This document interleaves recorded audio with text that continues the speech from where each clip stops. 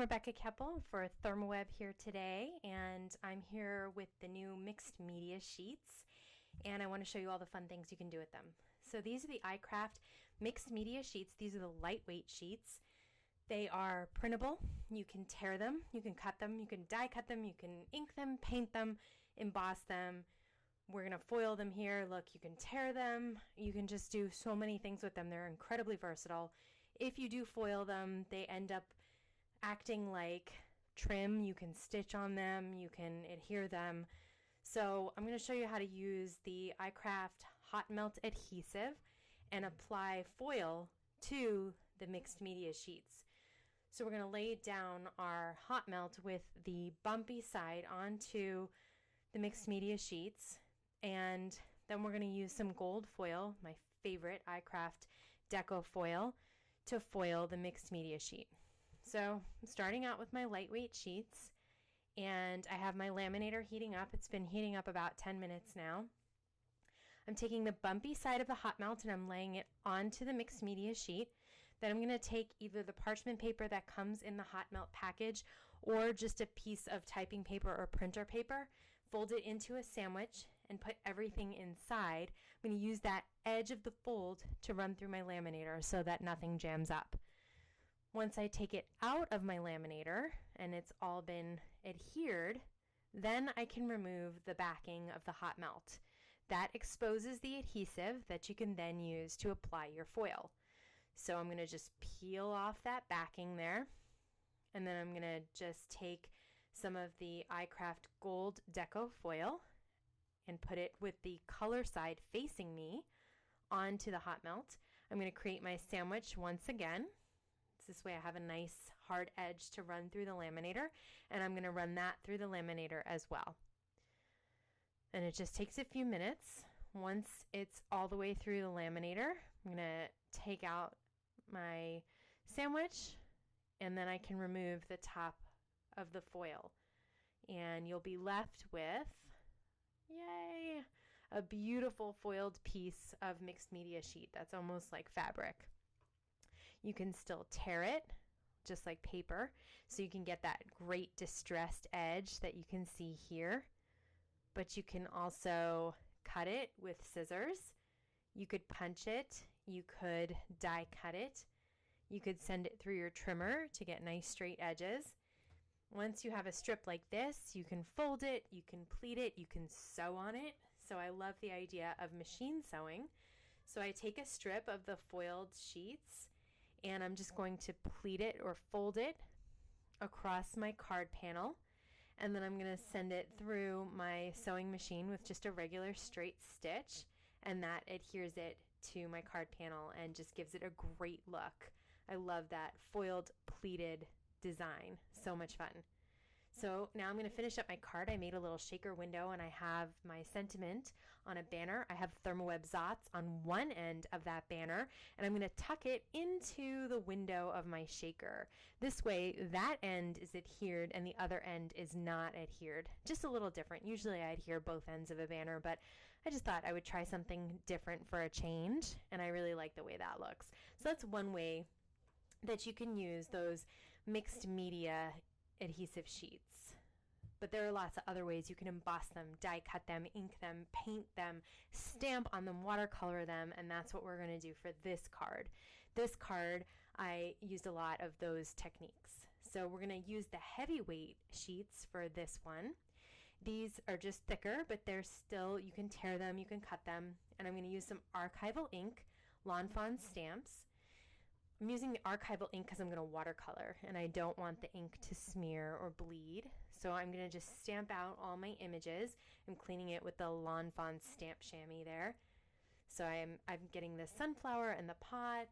I have some leaves. I end up stamping 4 of them, but I only use about 2. That's okay. I have more for another project. And then I'm going to stamp some hearts. I end up stamping a stem as well, and now I'm going to take out my watercolors. These are just basic watercolors, and I have the Tim Holtz Detailer water brush that I'm going to use. I'm going to drop some water onto the yellow and just pick up some of the yellow paint and start painting my sunflower. It's very easy, simple. You love how these sheets take the watercolor. I just absolutely had so much fun coloring these and painting on them. So I'm starting with my lightest color first and just going to paint the entire petals of the sunflower in that lighter yellow. Really, it's so much fun. You could use any paints with this. You could use acrylics as well. Then I'm going to take my darker color for the center. I didn't wait for it to dry, so there was a little bit of bleeding, but I used it to my advantage and used the bleeding to make the center of the petals. I'm going to do the same thing with the leaves, the light green first. This time I'm letting them dry while I move on to the pot. Then I'm going to take the darker green and do the veins of the leaves.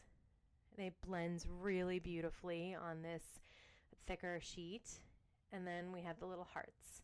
So now I'm using my dies to cut these pieces out. I'm just using a little bit of washi tape so that the dies don't move around. And some pieces I actually may have lost my dies, so I'm just going to hand cut them.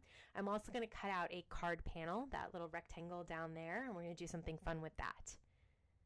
So I send it through my Sizzix machine. I have my card panel, I have my little bits and pieces. I'm going to take the card panel and I'm going to emboss it with a We Are Memory Keepers embossing folder. I'm just going to send this through just like you would any piece of paper when you emboss it. And when you take it out, the adhesive mixed media sheets, the mixed media sheets take the embossing really, really well. And I love that look of the wood grain on there. But I decided I wanted it to stand out even more, so I thought maybe inking it would be fun. So I have some Simon Says stamp, Lucky ink, and a Tim Holtz mini ink blending tool. And I'm just going to apply the ink directly to the mixed media sheet, and you can see that the green really helps that beautiful wood grain embossed image stand out. And I think it looks great with the sunflower to have that pretty green back there. So this is basically my card panel that I'm creating right now, and I'm just finishing up a little extra ink. You could obviously add more. I ended up adhering it to some cardstock with some sewing machine stitches, just some messy stitches. So now I'm going to adhere it to a slightly larger piece of white cardstock using the Therm Memory Runner XL. And there I just get that nice little white border around the card panel. And then I'm going to take that and adhere it to my card base using the same adhesive, the Therm Memory Runner XL. So once that's all put together, the only thing we have to do left is to put the flower together. And the mixed media sheets adhere very easily with the brand new Therm mixed media adhesive. It's a liquid adhesive. It dries fast, it holds super well, and it's very easy to use. So I'm just kind of figuring out my placement here of my flower, and there you go, you can see the new adhesive. It's got a great fine tip nozzle, so it comes out really nice and smooth and can apply to small places.